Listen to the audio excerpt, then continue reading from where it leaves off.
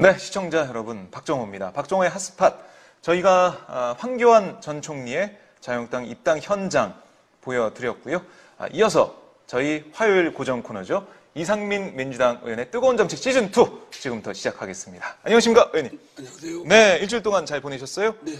네, 저희가 그 일주일 동안 전화로 또 두 번이나 의원님과 소통을 했어요. 통화를 해서 문재인 대통령의 신년 기자회견 반응 좀 들어봤고, 양승태 전 대법원장의 검찰 출석 현장에 대해서도 좀 들어봤는데요.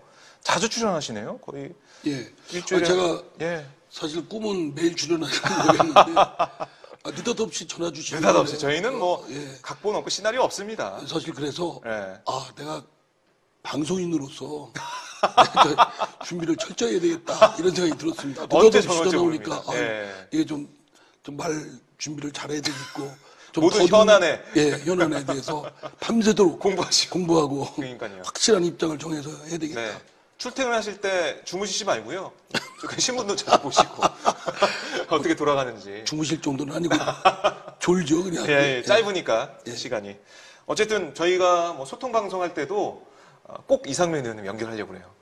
예. 하여튼 뭐 전화는 계속 드리겠습니다. 24시간 365일 예. 어디 있든 자다가도 예. 제가 전화하면 지구 반대편에서 네. 외국 출장을 갔더라도 예. 받겠습니다. 알겠습니다. 외국 출장 가세요? 뭐 외국 출장 말씀하시는데 또 보내줘야 가죠. 그 외국도 뭐 힘이 있어야 갑니다. 지금 분위기가 안 좋아요. 예.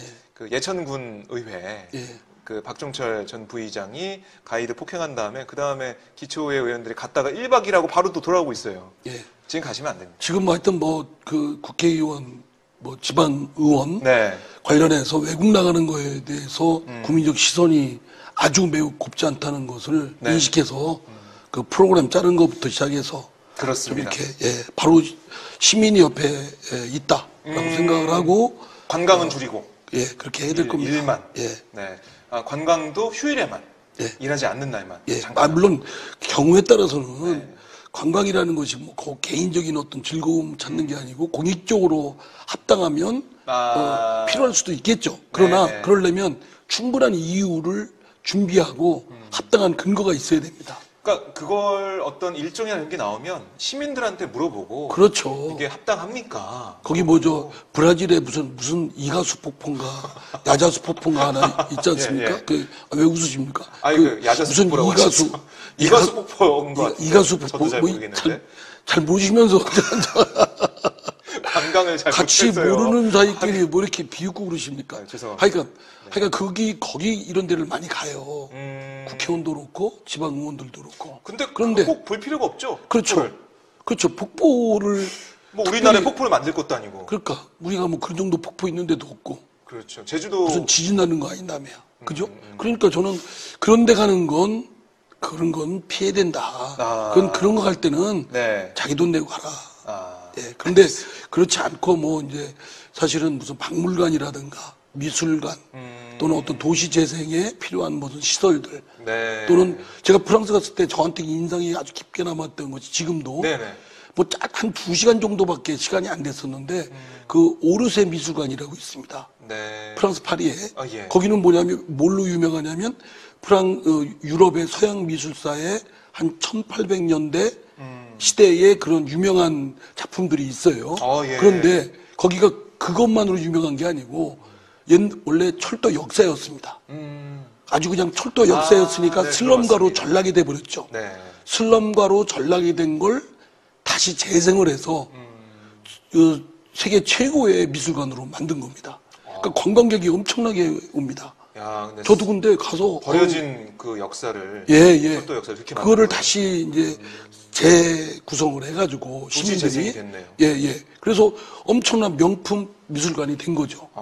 그러니까 저는 그것이 세계의 명품, 세계 최고의 미술관, 문화적 가치, 자산이 되기 위해서는 시민의 결집된 힘과 투자가 필요하죠. 그러니까 그 아이디어도 상상력, 아주 참신한 창의력을 발휘해서. 그렇죠. 옛날에는 말하면 철도역사 같으면 우리 같으면 아파트 짓고 때려 부수고. 그렇죠. 아파트 짓거나 주상복합하거나 주상복합 뭐 이렇게 상가 짓고 뭐 이런 거에서 분양해서 떼돈 벌 생각만 하잖아요. 그게 아니라 그 그 철도 역사는 그대로 두고 골격은 그대로 두고 내부나 뭐 이런 것들은 미술 전시실로 네. 탈바꿈을 한 겁니다. 야. 그러니까 뭐 세계에서 그거는 관광이 아니겠네요. 저는 네. 2시간 갔는데 네. 진짜 2시간이 너무 거기 하루도 더 걸린다고 그러더라고요. 그래서 저는 2시간. 거기를 꼼꼼히 다녀서 저한테는 사실 문화적 좀 충격이었고 네. 신선한 창의력의 어떤 원천 제공을 했어요. 의정 활동이 좀 도움이 되나요? 그래서 저는 의정활동에 그것 때문에 무슨 법을 한 거는 아니지만 지역구 다니시면서 재생을 하고 예. 근데 도시의 우리 국가 정책의 재생이 도시재생이 큰 문제 아닙니까? 의제고 네. 지금 문재인 정부도 도시재생에 대한 국가적 아젠다를 열심히 세운 하고 있죠. 거고 예. 그러면 재생이라는 게 돈만 퍼붓고 새 건물 져서 삐까삐까하게 만드는 것이 아니라 그 지역에 사는 시민들 또는 지역민들 네. 그리고 누구도 부러워하는 어떤 문화적 자산 가치, 정신적 자산 가치를 숨결을 넣어주는 곳으로 만드는 게 재생 아닌가 싶습니다. 네. 그러니까 그 지역에 사는 주민도 자랑스러워하고 또 다른 지역에 있는 분들도 오고 싶어하는 그런 곳. 그것이 네. 재생인이기 때문에 결국은 사람을 위한 그런 시설들, 네. 그런 인프라가 구축이 될 데 있어서는 저는 그 프랑스에 있는 오르세 미술관이 네. 매우 중요한 그 영감을 줬다 생각합니다. 아유, 그런 점에서 그런 거는 가야겠네요. 저는 그렇게 잘 짜서 간다면. 그래서 제가 나중에는 네. 2시간 진짜 이거 너무 짜다. 그래서 제가 다음에는 내 돈 내고 와서 여기를 한번 2박 3일 정도는 한번 머무르면서 네. 한번 진짜 그냥 잘 몰라도 미술에 대해 잘 몰라도 한번 문화적 그런 것도 향취도 느껴보고 또 거기 오는 무수한 관람객들하고도 한번 틈에 있어보고 네. 근데 한 번도 못 갔어요. 아직 못 가셨네요. 예. 한번 제가 언제 진짜 제 돈 내서 예. 맘 놓고 네. 자비로. 건강 같구나. 이런 의심 감시의 눈초리 없이 자유롭게 그럴 날이 있을 거라고 생각합니다. 같이 가시죠. 같이 갈까요? 예. 네, 알겠습니다. 가셔도 제 전화 받으셔야 됩니다. 예. 알았습니다. 자, 우선 예천군의 이 해외 연수 관련 잠깐 얘기를 나눠봤는데요. 오늘 방금 전에 황교안 전 총리가 한국당에 입당을 했습니다. 네. 아마 다음 달 전당대회 출마가 유력시 되고 있는데요. 보셨나요? 보시는 못했죠? 못했죠. 예. 저희가 생중계를 했는데, 여러 가지 얘기를 했지만은, 몇 가지 정리를 해보자면, 박근혜 전 대통령 탄핵에 대해서, 과거로 왜 자꾸 과거 얘기를 하려고 하냐. 미래로 가야 된다. 우린 통합과 단합과 화합으로 가야 된다. 이런 메시지를 줬습니다. 그러니까 당 내에 준 메시지일 수도 있고요. 왜냐하면 비박계, 친박계, 개파 갈등이 이제 없다. 이런 얘기 하는 걸 수도 있고, 또 국민들에게도 더 이상 탄핵 얘기는 그만하자. 미래 얘기하자. 왜 과거에 머물러 있냐. 이런 얘기를 했는데요. 좀 이런 부분 어떻게 보고 계십니까? 전 국무총리 네. 대통령 권한대행까지 했죠. 박근혜 대통령이 탄핵 소추 의결됐고 권한 정지됐을 때. 그렇습니다. 그리고 박근혜 정부에서 법무장관도 했고. 네. 그죠? 그리고 국무총리도 했고. 국무총리했죠. 또 권한대행도 했고. 네. 그렇기 때문에 박근혜 정부에 본인이 원하든 원치 않든 네. 본인은 또 피하고 싶겠죠. 박근혜 대통령이 탄핵까지 사태에 이르게 된 그 부분에 대해서. 네. 그러나 본인이 원치 않더라도 그 굴레로부터 벗어날 수는 없다. 그러니까 황교안 총리가 박근혜 정부에 그렇게 된 거에 대해서는 책임을 분담을 해야 됩니다. 아니면 네. 전적인 책임을 져야 됩니다. 총리로서 대통령을 보좌하고 네. 또 국정의 제2인자로서 국정이 그렇게 혼탁해지고 네. 국정 문란이라고까지 사태에 이를 정도로 네. 그런 엉망진창 상황이 된 거고 현직 대통령이 탄핵 소추 받아서 의열돼서 쫓겨나고 지금 형사처벌로 교도소에 가 있고 네. 그런 상황을 그 당시에 총리였던 분이 그건 묻지 말자, 얘기하지 말자라고 하는 건 네. 본인의 몸에 문신이 있다 또는 네. 때가 묻어 있다라고 네. 해서 때 얘기하지 말자, 문신 얘기하지 말자, 찌워지지 않는다. 그렇다고 해서 피할 수 있는 일은 아니라고 봅니다. 피할 수 있는 일이 아니다. 근데 이런 얘기도 해요. 박근혜 이 정권 때 모든 게 국정농단이냐. 국정농단은 일부만 그런 거다. 일부를 가지고 왜 전체를 다 얘기하냐. 보면은 일부는 국정농단일 수도 있고 그거는 잘못한 점이 있지만 잘한 점도 있다. 긍정적인 것도 있다. 이건 제대로 평가해야 된다. 이런 취지의 얘기도 있어요. 지금 황교안 총리가 네. 지금 자유한국당을 입당하면서 정치를 하겠다고 나서는 입장에 네네. 많은 비판을 받고 국민적 우려를 불러일으킨 것이 그런 시각입니다. 그러니까 지금 박근혜 대통령이 어떻게 잘못한 것만 있냐? 네. 잘한 것도 있을 수 있냐 하는데 네. 그럼 잘못한 게 뭔고? 네. 그게 얼마나 그게 일부라고 하지만 네. 사실 전체를 좌우할 정도의 사건이고 네. 그런 사태인 거를 본인은 축소하려고 의도적으로 하고 있는 겁니다. 그러니까 그거는 박근혜 대통령을 위한 게 아니고 또 자신의 그런 책임으로부터 조금이라도 덜기 위해서 말하자면 박근혜 대통령 정부는 잘한 것도 있고 잘못한 것도 있고 잘못한 것도 또 극히 일부에 불과하고 이렇게 그거는 비겁한 거예요. 오히려 황교안 총리가 전 총리가 정치를 한다고 하면 정치야 뭐 본인이 법적으로 가능하다면야 누구나 할 수 있는 건 참정권이고 기본권이 있으니까 할 수 있는 건 좋은데 선택이야 국민이 하는 거니까 그러나 그럼에도 불구하고 본인이 나서는 국민에 대한 예의나 도리 입장에서는 자신이 박근혜 정부의 핵심 실세로서 국정의 2인자로서 잘못한 점 그리고 정말 이거에 대한 참여를 하는 점 그런 점들을 뭐라고 밝혀야 되지 않나요? 그런데 그런 건 얘기 안 하고 그건 뭐 잘한 것도 있고 못한 것도 있고 그럼 못한 건 또 뭐 일부에 불과하고 뭐 그게 어떻게 전체를 하냐 그러는데 지금 사태를 제대로 보지도 못하고 판별력도 없고 또 오히려 인격적으로는 굉장히 매우 비겁하다. 당당하지가 않다. 네. 그러니까 이런 얘기를 했어요. 마지막 총리를 지낸 사람으로서 국가적 시련으로 인해 국민들이 심려 가지시게 한 것에 대해서 참으로 송구스럽다. 이 정도 입장 표명을 했고 대국민 사과 없이 석고되지 않아 이런 기자의 질문도 있었는데요. 있었는데 여기에 대해서 이런 식으로 얘기를 했고 송구스럽다.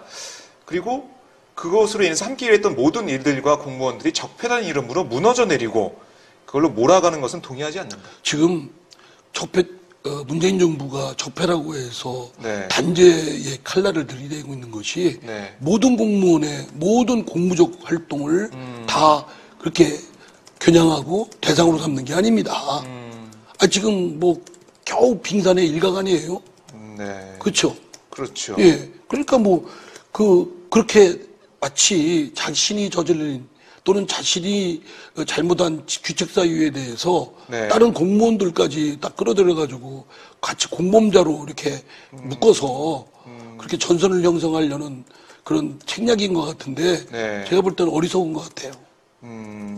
오히려 국민에게 진심으로 참여하고 속죄하는 마음으로 이렇게 하겠다는 말씀을 사실 진작했어야 되고 그리고 지금은 자중하고 좀 숨어 지내야 될 때 아닌가요? 정치하겠다고 하는 게 아니라 숨어 지내야 한다. 근데 저는 참 그러면서 걱정스러운 것이 황교안 전 총리가 박근혜 대통령 탄핵당하고 형사처벌되고 그리고 끝내 헌법재판소에서 위헌결정 받을 때는 숨죽여 지냈거든요. 그렇죠. 그죠? 그렇죠. 납작 엎드려 지냈지 않습니까? 예. 그러더니 이제 시간 지나고 그 이후에도 아주 숨죽여 지냈잖아요. 은인 자중하고. 그러더니 요즘 다시 이제 정치한다고 하고 아예 이제 내놓고 오늘 입당 선언까지 하고 정치 선언. 자유한국당 전당대회 나가서 당대표가 되느니 대선을 나가느니 여론조사 하는데 일정 부분 지지도가 나오는 걸 보면 지금 보수 진영에서 1위입니다. 그러니까요. 그럼 이거는 가벼이 볼 사안은 아니라고 봅니다. 왜냐하면 우리가 역사적으로 쭉 역사를 반추해 보면 늘 옳은 길만이 승리하는 건 아니었거든요. 궁극적으로 모든 정의가 승리하는 건 아니었고 늘 잘못하면 또 반동 세력에 의해서 수구 반동 세력에 의해서 역사가 퇴보한 적이 여러 번 있습니다.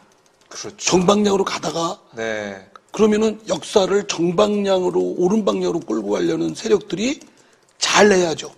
매우 지혜롭고 전략적이고 능란하게 유능하게 이 역사의 물결을 헤쳐나가야 우리 대한민국을 올바른 반석 위에 올려놓지 만약에 우리가 좀이라도 잘못한다든가 유능하지 않다든가 미처 세밀하게 살펴봐야 되는 걸 제대로 못하면 네. 그런 수구 꼴통 반동 세력이 네. 지금 준동하게 되고 그런 조짐이 황교안 전 총리 같은 사람이 정치하겠다라고 네. 기껏 나오는 것이 뭐 송구스럽게 생각한다는 말 한마디로 네. 쓱싹 하고 나오는 겁니다.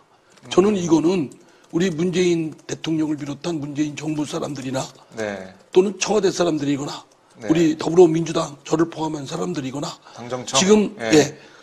지금 집권 세력 네. 옛 사람들이 경각심을 갖고 잘해서 반동 세력이 준동하지 못하도록 역사가 그럼으로써 퇴보하지 않도록 한치의 틀림이 없게끔 유능하고 실력껏 전략적으로 지혜롭게 해야 된다고 생각합니다. 그런 경각심을 가져야지 뭐 황교안 당신이 뭐 어떻고 그 사람하고 말씨름할 시간이 없어요. 그러니까 황교안 전 총리에 나온 건 뭐 박근혜 정권 시즌 2다. 황교안 전 총리가 나와서 되겠느냐 뭐 이렇게 얘기하는 것도 뭐 있겠지만 그거보다 집권 세력이 어떻게 하면 더 유능하게 전략적이게 예. 이 국민의 지지를 끌어내느냐. 예, 역사의 물줄기를 반대로 예. 돌리지 않게 어떻게 할 것이냐, 국민들 지지에서 어떻게 받을 것이냐 고민해야 된다. 지금 우리가 역사적으로 보면 네. 아무리 정이 이롭고 네. 또 옳은 선한 의지를 가졌다 해도 네. 그게 반드시 그 방향으로만 갔던 것은 아니었습니다. 그지요? 늘 사람들이 세계는 현실 세계인 만큼 그에 대한 반대의 이해관계를 갖고 있는 세력들이 있고 그렇죠. 또 보수 수구 꼴통 역사를 엉망진창 만들었던 세력들이 네. 틈 보고 있다가 쥐죽은 듯 있다가 좀 더 세력이 자기들이 틈 내서 네. 비집고 들어올 틈이 있으면 네. 들어와가지고 반동을 일으켰던 그런 일들이 적지 않습니다. 동양이든 서양이든 네. 또 우리 가까운 근현대사에도 있었고요. 우리 지금 4.19 혁명 있었지만 그 4.19 혁명 네. 직후에 5.16 군사 쿠데타가 있지 않았습니까? 그렇죠. 4.19. 또 지난번 6.1 그 6월 항쟁 때 네. 그리고 나서 6월 항쟁이 아니군요. 저 5.17 그 박정희 대통령 그 시해 이후 네. 광주 예 네, 광주 5.18 사태 이후. 그런 저기 하고 나서 민주운동 이후에. 다시 전두환이 득세해가지고 전두환이 무력으로 진압해서 광주항쟁 일으켜가지고 네. 지금 광주항 사태를 일으켜서 집권을 했지 않습니까? 그렇죠. 그래서 얼마나 암흑기를 겪었습니까? 한 10년 가까이 겪었지 않았습니까? 네. 그리고 뭐 저 6월 항쟁에서도 항쟁에서 많은 저 박종철, 이한열 많은 그 젊은이들이 희생을 당했고 그렇기 때문에 더한 무고한 선한 사람들이 희생당하지 않도록 하기 위해서는 사실은 보수 반동의 세력의 문제이기보다는 지금 이 역사를 만들어가는 집권 세력의 책무가 더 중요하다고 생각됩니다. 네. 말로만 떠들지 말고 실력으로 네. 국민들이 마음을 잡으면서 네. 국민들이 믿게끔 하면서 국민들이 그런 것들을 민심을 잘 이끌어내서 예. 민심과 함께 가는 노력을 해야 된다. 왜 내가 하는데 왜 못 알아주냐 또는 뭐 나는 그냥 간다 뭐 이렇게만 우격다짐으로 할 일은 아니라고 봅니다. 네, 황교안 전 총리의 이 정치 선언, 한국당 입당이 또 이런 면도 저희가 네. 생각할 수 있게 해주네요. 예. 네. 저는 어쩌면 한편 놀랍기도 합니다. 그 황교안 전 총리가 네. 그 얼마 전까지만 해도 숨죽어 지내고 이 사람이 어디서 뭐 하는지도 몰랐거든요. 그러더니 갑자기 뭐 정치를 재개하느니 안 하느니 저 연기를 피우더니 예. 또 언론사 이런저런 언론사에서 황교안을 놓고 특히 보수 언론에서 황교안이라는 1위가 이름을 되고. 놓고 여론조사를 해서 분위기 잡고 네. 그리고 급기야 이제 황교안 씨가 네. 자유한국당에 입당하겠다. 그래서 뭐 전당대회 나가겠다. 네. 뭐 대선 유력 후보다. 예. 뭐 이렇게 하는 걸 보고 이 움직임이 이게 무슨 틀에 짜여진 각본은 아니라 하더라도 네. 보수 반동이 엄청나게 지금 결집하고 있다. 이런 것들이 네. 역사가 퇴보하고 예. 잘못된 방향으로 가지 않도록 하기 위해서 저는 저를 비롯한 집권 세력의 이론 하나하나가 경각심과 지혜로움을 발휘하고 실력으로서 국민의 민심을 잡고 가야 된다. 네. 예, 촛불 민심 때 그 촛불 민심이 끝까지 우리한테 옆에 있고 우리가 무조건 뭘 하든 박수 네. 보낼 것이다. 이렇게 생각하는 건 잘못된 생각이다. 알겠습니다. 시사점이 있네요. 황교안 전 총리의 오늘 입당. 그래서 저는 예. 이런 때일수록 네. 그 촛불 민심 때 국민들이 요구한 거 있습니다. 사법개혁, 네. 검찰개혁, 공수처, 그렇죠. 검경 수사권 조정. 네. 이건 가차없이 밀고 나가야 됩니다. 그리고 그 복지정책, 사회 안전망 구축을 위한 지금 우리가 워낙 OECD 국가 중에서 바닥이거든요. 네. 아주 형편없습니다. 그리고 OECD 국가 중에서 1등하는 게 있어요. 자살률 1등입니다. 아. 노인 빈곤율 1등입니다. 이런 나라입니다. 심각하죠. 예. 이게 이게 나라냐? 라는 국민들의 울부짖음이 네. 아우성이 바로 이런 부분이거든요. 그래서 저는 이런 부분에 대한 과감한 정책을 해야 된다고 봅니다. 그러니까 지금 복지에 대한 지출이 10%가 될까 말까입니다. 지금 제일 사나운 정글이 법칙이 적용된다는 미국만 해도 한 20%가 안 됩니다. 네. 그러면 17, 8%가 그런 걸로 알고 있는데요. 그런데 유럽은 27, 8%라고 알고 있습니다. 25 내지 27, 8%. 그러면 네. 지금 3분의 1 수준밖에 안 됩니다. 유럽에. 지금 노르웨이나 뭐 스웨덴, 뭐 덴마크 이런 데가 따라가려면 뭐 턱없이 더 부족하고요. 그렇기 때문에 지금 OECD 평균의 반도 지금 안 된다고 하거든요. 그거 빨리 올려야 됩니다. 지금 문재인 정부는 그거에 대해서 속도 조절할 때가 아닙니다. 속도를 더 가속 페달을 밟아야 됩니다. 그리고 교육제도 개혁해야 되고요. 네. 교육제도 저는 이거 왜 안 하는지 모르겠습니다. 지난번 김상곤 그 교육부총리나 네. 그 사회부총리나 유은혜 사회부총리가 우리가 지금 교육제도 대입제도 지금 스카이캣을 보시나요? 안 봤습니다. 얘기는 뭐 얘긴 들었죠. 얘긴 들었는데 어떤 내용인지 얘긴 들었는데 뭐 제 애를 경쟁 아기 놓느라고 경쟁 방송사라. 아니야 그게 아니고. 근데 요새 막 화제입니다. 그게. 예, 들었습니다. 그 막 대입제도 특히 서울대 의대 보내려고 하건 과외 뭐 등등 막 온갖 우겨진 모습들을 보여주는 건데 네, 대학 가기 위해서. 저는요 그게 오히려 지금 그 스카이캐슬이 그러니까 그게 뭐죠? 그 사교육의 문제점, 대입제도의 문제점 이런 것들을 막 적나라하게 보여주는데 이런 것들에 대해서 사회적 경각심을 불러넣어준 건 틀림없는데 그 경각심이 어떤 풍선 효과가 있냐면 그러니까 더 사교육 시장이 더 창궐했답니다. 저런 시장이 있었구나. 대입제도 코디네이터라는 이거 있구나. 월 1,000만 원 줘야 되는구나. 스포일러라고 들어보셨어요? 예, 스포일러? 예. 영화 스포일러 이런 거요? 예, 무슨 사교육 무슨 대입 뜻이에요? 스포일러 하여튼 스포일러 뜻이 뭔가요? 그 미리 이제 알려주는 뭐 이런 거. 네, 그런 거 코디네이터. 그러니까 그 사람에 대해서 대학 어디 무슨 과 가고 그러려면 학종을 어떻게 관리를 해야 되고 그 뭐 스펙을 어떻게 쌓아야 되고 이런 것들을 해주는 거라는 겁니다. 그거 하는데 뭐 1,000만 원, 몇백만 원. 전화번호가 몇 번인지 저도. 지금 저 테스트 하십니까? 그런데 저는 바로 우리 한국 사회의 가장 모순점을 그대로 농축되게 보여주고 있는 것이 대입제도, 교육제도이거든요. 모든 것이 대입제도의 잘못된 것으로 인해서 교육제도가 어그러지고 있고 교육 현장에 애들이 불행하고 선생님들도 너무 힘들고 학부모도 학자금 학비 부담 때문에 휘청거리고 있지 않습니까? 그래서 저는 이거를 해결할 수 있는 방법은 달리 있는 게 아닙니다. 문재인 대통령이 공약도 내걸었을 거예요. 제 기억으로는 이런 것도 검토한 적이 있다고 생각되는데 각 지역마다 거점 국립대학이 있습니다. 서울은 서울대학, 뭐 대전 충남에는 충남대학, 충북대학 뭐 이런 식으로 해서 거점 국립대학을 그냥 다 담을 허물고 프랑스의 파리 1대학, 파리 2대학, 파리 3대학처럼 뭐 그냥 공유할 수 있게 국립 1대학, 국립 2대학에서 학점도 같이 공동으로 취득하고 강의도 마음대로 듣게 하고 그렇게 국립대학만 하다가 만약에 사립대학 중에서 이 구조에 들어오고 싶다. 대신 학비 지원을 고등교육의 대학 지원을 받으면서 이 준국립화에 여기에 체인에 들어오고 싶다. 이럴 경우에 그럼 사립대도 참여토록 해서 대학들 우리나라에 있는 대학들이 의지만 있으면 국립대화를 하는 겁니다. 제가 어제 사립대 관계자를 만나뵀더니 자기네 대학은 그럴 의사가 있대요. 그래요? 예. 왜냐하면 요새 등록금이 동결돼 있고 또 어디서 기부자들이 많지 않고 학생도 줄어들고 재단도 그러니까 굉장히 재정난이 어려우니까 아예 이참에 이런 시설들을 하지 말고 국가가 관리해라.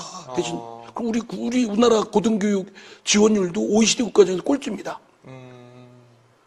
자살률 1등, 노인 빈곤율 1등, 꼴찌는 복지 지출률, GDP 대비 복지 지출, 멕시코 수준하고 똑같습니다. 네. 그리고 대학 고등교육 지원도 OECD 국가 중에서 꼴찌입니다. 그러니까 좋은 건 꼴찌고 나쁜 건 1등이에요. 이게 나라입니까? 나라입니까? 예? 좋아지고 있죠. 그래서 나라가 그래서 되고 있는데, 예. 그래서 저는 근데 이거를 다른 뭐 최저임금제처럼 저기다 이렇게 생각할 게 아니라 지금 노동의 유연성을 주장하는 기업들한테도 네. 저는 정부가 나서야 된다고 봅니다. 뭐라고 나서냐? 그래. 여러분들 기업하는데 노동의 유연성이라는 게 필요하다면 필수적으로 필요한 게 뭐냐? 사회 안전망이다.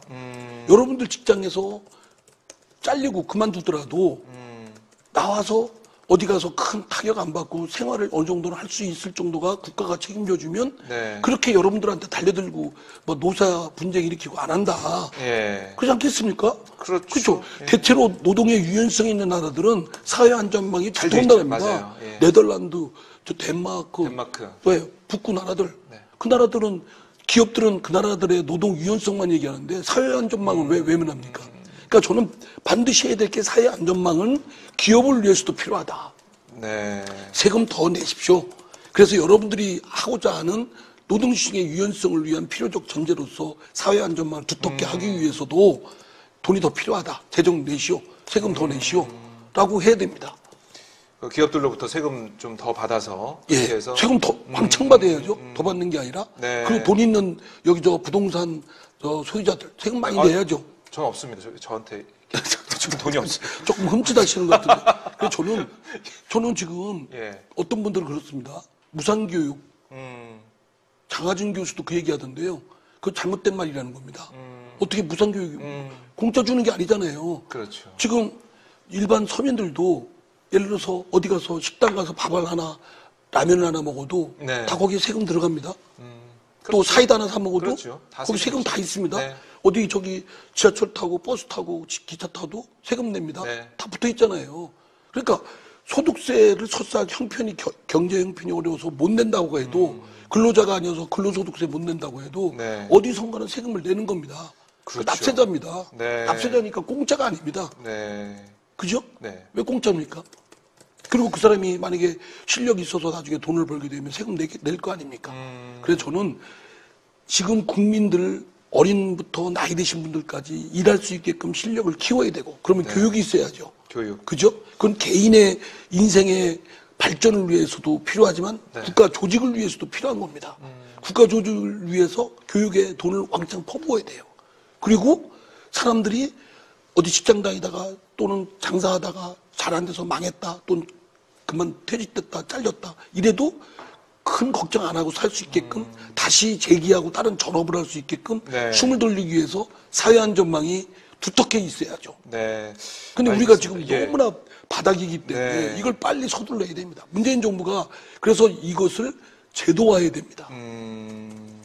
알겠습니다. 오늘 의원님이 열변을 토하셨네요. 저 얘기하면서 보니까 예.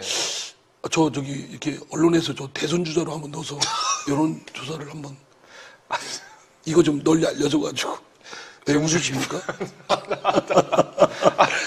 죄송합니다. 웃어서 죄송. 지금 웃어서 죄송한데요. 그러니까 죄송할 만하세요. 왜냐면 괜히 비웃는 아니요. 그냥 비웃는 게 갑자기 말씀하셔가지고 그랬는데 아니 저희 그 시청자분들께서 그 이상민 의원의 그 대선 출마 그 욕망에 대해서 많이 아실 텐데. 저는 이 정도 아마 그 밑바닥에서 요구가 있을 겁니다. 예. 의원님의 그 출마, 그러니까 시대 정신이 맞는다고 생각하면 아마 저희 그 박종의 핫스팟 시청자분들께서 요구가 먼저 있을 거예요. 그 한번 보고 어느 정도 뜨거운지 한번 보고 판단 한번 하시죠. 정말 이상민 나와라, 이상민 출마해라. 그거 보고 하면 전 포기해야 될 것 같은데 그거 안 보고 해야 우선 보시죠. 한번 댓글을 제가 보도록 하고요. 그 열변 토하셔서 이번 황교안 전 총리의 입당이 이 문재인 정부 그러니까 집권 세력에 주는 시사점 여기에 대해서 쭉 말씀하셨고 과제에 대해서는 말씀하셨습니다. 예, 그러니까 우리가 반동 세력이 대치기해서 역사가 퇴행하는 것을 막고 네. 옳은 방향으로 나가고자 하려면 네. 우리가 실력 있고 방향 있고 의지를 단단히 해야 되고 빨리 네. 또 지난번 촛불민심 때 네. 우리가 약속했던 부분은 빨리 제도화하는 것. 특히 사회안전망을 두텁게 하고 교육제도에 대해서 말씀드린 대로 입시제도를 혁파하고 그리고 저는요 저기 대학 입학정원 아닙니까? 네. 저는 입학정원이 그거에 규제할 필요가 없다고 봅니다. 그거 풀어야 된다고 봅니다. 네. 가고 싶은 대학 가서 마음대로 강의 듣게 대신 서울대의 담벼락은 없애버려야죠. 네. 아마 서울대 나오셨죠? 박 기자님? 아닙니다. 그럼 서울대 나오신 분들은 아마 싫을지 모르겠는데요. 네. 저는 그거 나라를 위해서 또 이 시대를 사는 사람들 또 젊은이들을 위해서는 그거 깨야 됩니다. 그래서 파리 1대학, 파리 2대학, 파리 3대학을 했을 때 왜 기득권자들의 저항이 없었겠어요? 그럼에도 불구하고 한 이유는 그렇게 하니까 오히려 교육의 발전도 오고 사람의 그런 여러 가지 사회의 화평도 이룰 수 있던 거 아니겠습니까? 알겠습니다. 어쨌든 그 의지와 실천이 중요하다 이런 말씀이신데요. 이거 하나 잠깐 또 짚어볼게요. 황교안 전 총리 이 얘기로 좀 마무리를 하겠습니다. 마지막에 그런 얘기를 했어요. 이 문재인 정부가 지금 경제를 망치고 있고 뭐 민생 파탄이 일어나고 있다 이런 얘기를 했습니다. 자유시장 경제 원리로 우리 경제가 성장해야 되는데 그게 아니라 너무 지나치게 개입을 하고 있다 정부에서 이런 부분을 강조하면서요. 뭐 그 근로시간 조정 문제, 최저임금 문제 이걸 예로 들기도 했습니다. 그러니까 노무현 정부 때 그 프레임으로 나눈 것 같아요. 한나라당에서 계속 민생 파탄 얘기했었잖아요. 황교안 전 총리가 그런 말 자격이 있는지 싶습니다. 내가 뭐 당신들은 잘했냐, 서로 못난이 같은 말싸움 하기 싫어요. 대충 그렇게 애들 못난이들 싸우는 거 보면 너 잘났냐 나 잘났냐 뭐 가지고 하지 않습니까? 근데 상대방 헐뜯기만 하기 때문에 가능하면 자제하면서 말씀드리는데 이명박 박근혜 정부 때 별로 안 좋았잖아요. 그리고 그러한 모순점들이 지금 드러나는 것이고. 박근혜 정부 때 안 좋았던 경제가? 이명박 정부 때 안 좋았던 것들이 지금 저 역사가 흐르고 연장선상에 있는데 문재인 정부 딱 돌아서 안 좋은 겁니까? 그건 아니죠. 그러나 저는 바로 그겁니다. 황교안 전 총리처럼 바로 그런 지금의 경제 사정이 처음에 우리가 목표로 했던 대로 성과를 아직 못 내고 있는 건 사실이에요. 일자리나 또는 여러 가지 경제 여러 가지 등등의 또 제조업에 여러 어려움이 있고 중국이 엄청나게 추격하고 앞서가고 있고 또 미국 중국이 분쟁으로 인해서 우리가 부품 산업을 중국에 수출하는 입장에서는 타격을 곧바로 받고 있고 이런 대내외적 환경 때문에 일자리나 경제 활용이 어려운데 공격받고 있는 거거든요. 그거를 지금 황교안 총리는 싹 둔갑을 시켜서 경제를 못하지 않느냐, 이렇게 망치고 있지 않느냐 이런 험담을 하고 있는데 그거는 황교안 총리가 스스로 한번 거울 보시고 한번 보시고요. 본인이 일그러진 얼굴이 어느 정도 인간은 본인이 확인하고 그러기 위해서도 저희들은 다시 한번 마음을 다잡아야 된다고 봅니다. 성과를 내고 국민들의 민심을 잡고 그리고 국민들한테 지금 당장 수치로 보여줄 것보다는 국민들한테 확신을 심어줘야 된다고 봅니다.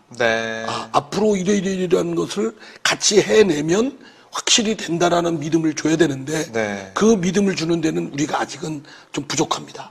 그런 점에서 대통령 또 장관들, 총리 장관 또는 저희 같은 국회의원들이 정말 현장에 가서 현장의 국민의 목소리를 듣고 또 국민들께도 말씀드리고 동참을 하고 탄탄한 노력을 하고 그러기 위해서도 말씀드린 대로 사회 안전망을 하고 교육제도의 혁파가 필요한 겁니다. 어쨌든 뭐 비판할 부분도 있고 하지만 뭐 중요한 것 중에 하나가 실력으로 전략적으로 문재인 정부 그러니까 당정청이 보여준 것밖에 없다. 지금 지난번에 유아수당 같은 경우도 자유한국당이 거절할 수가 없지 않습니까? 아동수당. 아동수당. 100% 다 아동수당 100% 다 주는 거예요. 그러니까 그게 지금 10% 상위층 10%를 제하고 줘봤더니 그 행정비용이 그걸 구별하는데 드는 비용이 1,600억이랍니다. 그런데 그 사람들한테까지 주는 돈이 1,000억이랍니다. 그러면 다 주는 비용이 덜 주는 비용보다 더 드는 거예요.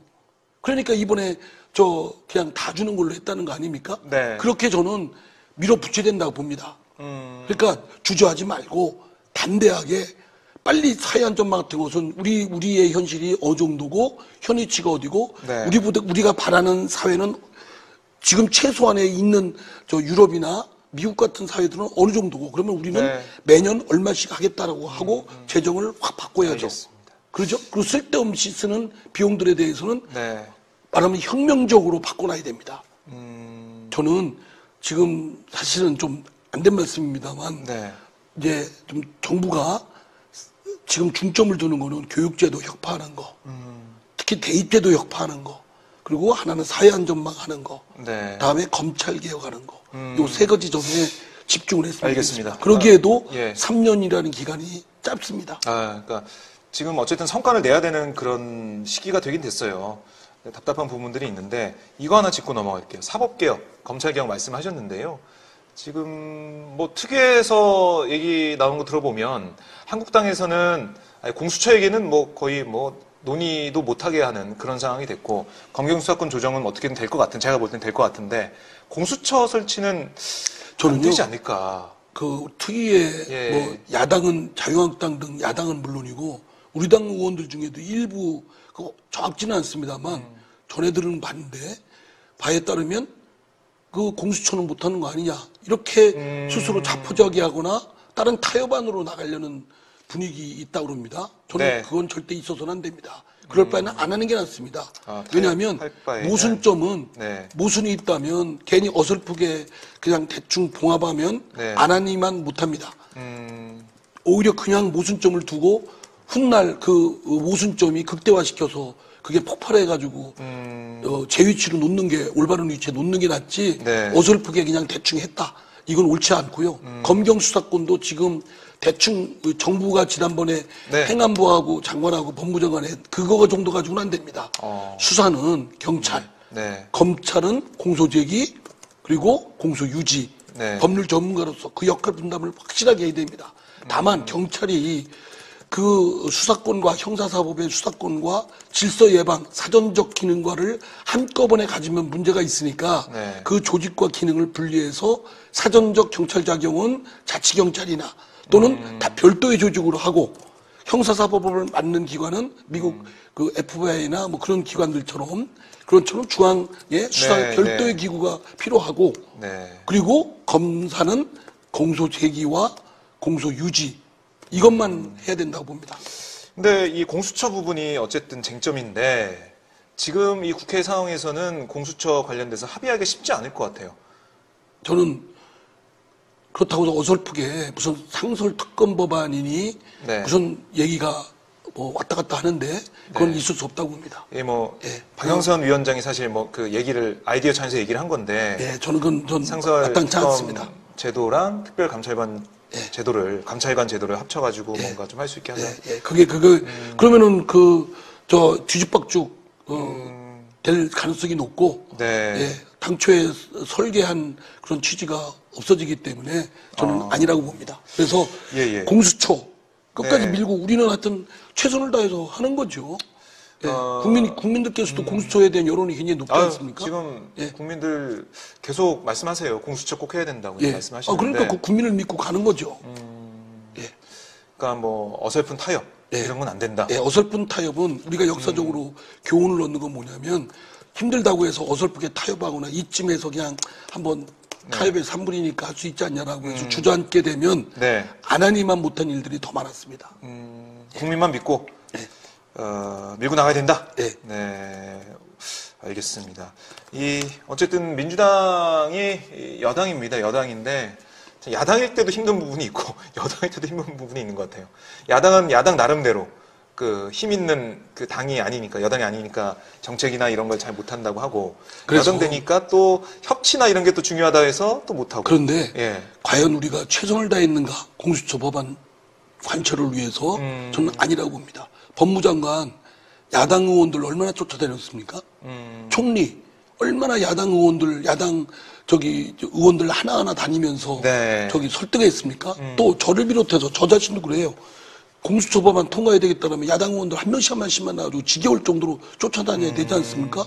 우리 당의 당 지도부들 얼마나 야당 의원들 만나서 다녔습니까? 네. 다 그냥 뭐 해야 되겠다는 얘기뿐입니다. 아하. 그죠? 예. 그러니까 사실은 공수처 법안을 통과시켜야 된다라고 하는데 아니, 몇 번 얘기하다가, 야당 얘기하다가, 이거는 뭐, 이런 이유, 저런 이유 들어서 듣지도 않으니까 안 되겠구니, 라고 주저앉는 꼴인데, 근데 과연 우리가 최선을 다했는가? 정말 역사에 부끄러움이 없을 정도로 네. 최선을 다하고 정말 쇠도 녹여버리는 만큼 그런 정열적으로 해서 네. 관철시키려는 것 했는가? 쇠도 뚫어버릴 정도로 보였는가? 네. 말하면 하늘도 감동시킬 만큼 지성을 다했는가라는 점은 저는 아니라고 봅니다. 네. 총리가 이낙연 총리가 이 공수처 법안 관철을 위해서 야당 의원들 한 명 한 명 만난 적 있습니까? 만났던 얘기 들어보신 적 있어요? 아니요. 장관이 만났던 적 있다고 들었습니까? 비공개로 만나지 않았을까요? 저는 못 들었습니다. 비공개로 그렇게 두둔만 하지 마세요. 아니, 그래서 안 왔으니까 물어본 혹시 거예요. 이낙연 총리나 법무장관하고 혹시 입각을 3월 달에 개각한다니까 입각 혹시 생각이 있어서 문재인 대통령한테 듣기 좋은 얘기 하시는 거 아닙니까? 아닙니다. 아니, 그럼 의원님도 만나셔야겠네요, 야당 의원들을. 저도 반성입니다. 저도 공수처 법안 대된다는 얘기는 하는데 그냥 입버릇처럼 얘기하지. 그러니까 방송에서만 하시고. 그렇죠. 예. 방송에서만 하고 여기서만 열받지? 예. 들었으면 또 남 얘기 합니다. 저는 반성해봅니다. 저도 다른 당 의원 공수처 법안 대되지 않느냐 이런 거를 열의를 보여야 되겠다. 네. 하나하나씩 무장하고 실제로 하고 관철을 시켰다. 그러면 저는 지성이면 감춰한다 봅니다. 협치는 그런 데서 오는 거지. 협치가 상대가 무조건 알아서 해줄 거라고 생각하는 게 잘못된 거죠. 상대가 생각이 다르고 그야말로 가치관이나 이런 방향이나 틀리고 이해관계가 틀린데 어떻게 우리 말 한마디 한마디에 다 들어주겠습니까? 다 반대하지. 딴지 걸고 방해하고 어떻게 하면 발목 잡고 하는 건 우리도 해봤지만 저쪽도 당연히 하는 겁니다. 그건 전제로 저 사람들 나쁜 놈이다. 나쁜 사람들이다. 이렇게 욕할 것만은 아니라고 봅니다. 중요한 건 반대의 생각 가진 사람을 어떻게 하냐 또는 소수의 생각을 다수로 만드냐 반대파를 찬동하는 공감, 동의를 얻어내느냐 이게 더 중요한 거죠. 어렵네요. 그래서 어려우니까 국회의원하고 정치하는 거죠. 다시 보게 됐습니다. 어려우면 누가 하래요? 그래서 정치가 필요한 거죠. 제가 우리 집에 가서 이렇게 막 피곤해하고 이러면 제가 그냥 스트레스 받는다 그러면 우리 집사람이 뭐라고 하는지 아십니까? 뭐라고 하세요? 그럼 누가 하래? 자기 좋아서 하는 거 가지고 더 열심히 국회의원의 역할, 정치인의 역할 해주십시오. 오르세 미술관은 자비로 의원님 돈으로 가시고 혹시 출장으로 가실 생각은 하지 않으시죠? 만약 혹시 파리 가면 진짜 파리 가면 연락 주세요. 바로 생중계로 연결해드리겠습니다. 자, 류간호님께서 총선이 빨리 와야 합니다. 이런 말씀 주셨고요. 이정만님은 이상민 다시 보이네. 재평가를 해주셨어요. 그럼 어떻게 봤길래? 어떻게 보셨길래? 그리고 어쨌든 다음 총선 잘해야 합니다. 이런 말씀 주셨고 민주당 승리로 만들어서 여대 야소해야 된다. 이런 그러니까 저는 있고요. 전략이 물론 상대방이 안 되길 바라는 거는 인지상정이라고 봅니다. 그런데 저는 우리 집권 세력이잖아요. 국민들께서 기회를 주셨잖아요. 그렇죠. 우리의 능력을 성과를 보여주기를 증명을 해야 됩니다. 그죠? 그래서 표를 달라고 해야죠. 저희들 지지해 주십시오. 우리가 이번 총선에서 이겨야 됩니다. 다수당이 돼야 됩니다. 라고 하려면 지금 증명을 해 보여야 합니다. 증명도 해야 되고 앞으로 이렇게 해서 조금만 더 하면 이렇게 성과가 나오고 희망이 보입니다. 이걸 보여드려야겠죠. 그러니까 저희 뉴스 럼럼님께서 저희 예청자분 이상민 멋지네요. 이런 말씀 주셨고요. 공수처는 국민 대다수가 찬성하는 일이다. 이런 말씀도 주셨고 검찰을 못 믿으니까 공수처라도 해야 한다는 말입니다. 이런 의견도 주셨습니다. 문재인 대통령이 좋은 말 했습니다. 이거는 검찰 개혁 차원도 있지만 대통령 주변에 특수관계 있는 사람들을 감시하고 예방적으로 일탈을 하지 못하도록 하는 기능도 있기 때문에 그냥 대통령이나 집권 세력의 선한 의지만에 기대해서는 안 되고 향후 영구적으로 제도화를 할 필요가 있다. 그런 차원에서라도 공수처 법화 제도는 필요하다. 저도 나는 문재인 대통령 그 발언에 그 주장에 전적으로 동의합니다.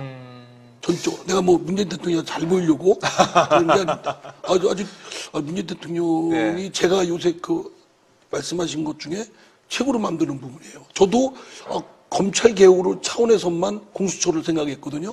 아니구나. 집권자, 대통령, 최고 권력자의 주변에 그렇죠. 일탈, 누가 있을지 잘못할지도 모르는 거 아니에요. 네. 사람이니까 그런 걸 못하도록 항시 감시 체제를 둬야 된다라는 그런 바늘 같은 네. 항시 칼을 옆에 두는 그런 기능으로서의 네. 그것이 필요하다라는 점에 전적으로 저는 네. 나 그래서 제가 친문이 돼야 되겠다. 아니 민주당 모든 의원들 친문 아닙니까? 더 친문이 돼야 되겠다. 핵인싸가 돼야겠다. 이런 말씀이신데. 자, 어쨌든 저희가 뭐 거의 1시간 가까이 말씀을 좀 나눈 것 같아요. 황교안 전 총리 얘기로 시작해서 지금 집권 세력에 대한 따끔한 말씀도 하셨는데요. 양승태 전 대법원장 검찰 출석, 검찰 조사, 그리고 선거제도 개혁 뭐 얘기 좀 더 해보려고 했는데 이거는 좀 다음에. 예. 매주 만나지 않습니까? 예. 혹시 시간 안 되실 때 있으세요? 아니, 없어요. 예, 그러시죠. 매주 만나니까. 마치 기대하시는 아니다. 혹시 궁금해서 어디 가시나 해서. 지금 뭐 조금 시청률이 좀 떨어져도. 네. 길게 보시고. 알겠습니다. 대선 후보. 나중에 제가 뭐 JTBC에서 이렇게 섭외가 올 때. 네. 그럼에도 불구하고 박종화 핫스팟. 나가야 된다. 나가야 된다. 뿌리치고 알겠습니다. 이렇게. 네. 잘 되시더라도 대선 후보 되시더라도. 지금 관리를 잘 하셔야 돼요. 설사 제가 대통령이 돼도. 예. 저 박종호 기자님의 핫스팟. 네. 인터뷰. 단독 인터뷰. 해야 된다. 독점 인터뷰. 네. 이렇게 의리를 저는 굉장히 중요하거든요. 네. 네. 그렇기 때문에 그럴 때를 위해서도 미래에 대한 투자 차원에서라도 끝까지 비웃으시는. 네, 아니요. 여러분들이 아까 그 대선 출마 말씀 그 댓글이 좀 안 보이는데 어쨌든 뭐 욕하는 겁니까? 김수님께서 이상민 의원님 화이팅 하세요라고 하셨고요. 무원님께서 사법 적폐가 안 되면 그 외 적폐 청산은 힘들다고 봅니다. 이런 말씀 주셨고 이 사법 적폐는 반드시 감옥에 넣어야 합니다. 이런 의견도 저희가 볼 수가 있었습니다. 어쨌든 이상민 의원님이 그 정치 현안 문제에 대해서 저희 박종의 핫스팟 유일한 고정 패널이세요. 고정 패널로 시원한 말씀 많이 해주시고 앞으로 비전도 보여주시기 때문에 점점 시청자가 늘고 있는 것 같습니다. 앞으로 더 늘 것 같고요. 이 코너를 기다리시는 분들 화요일 저희가 오전 한 10시 반 정도에 하고 있는데 매주마다 기다리실 것 같고 그다음에 제가 소통방송할 때도 언제 전화 연결하냐 이런 생각도 하실 것 같아요. 예. 그럼 댓글이 나온다고 저는 그래서 생각을 합니다. 잘 때마다 핸드폰 옆에 놓고. 예. 이상민 의원님 응원하고 지지합니다. 평화님께서 말씀을 해주셨고요. 화이팅 이런 말씀 주셨습니다. 자, 오늘 시간은 이 정도로 좀 마무리하고요. 다음 주에 다시 뵙도록 하겠습니다. 예, 말씀 잘 들었습니다, 의원님. 감사합니다. 고맙습니다.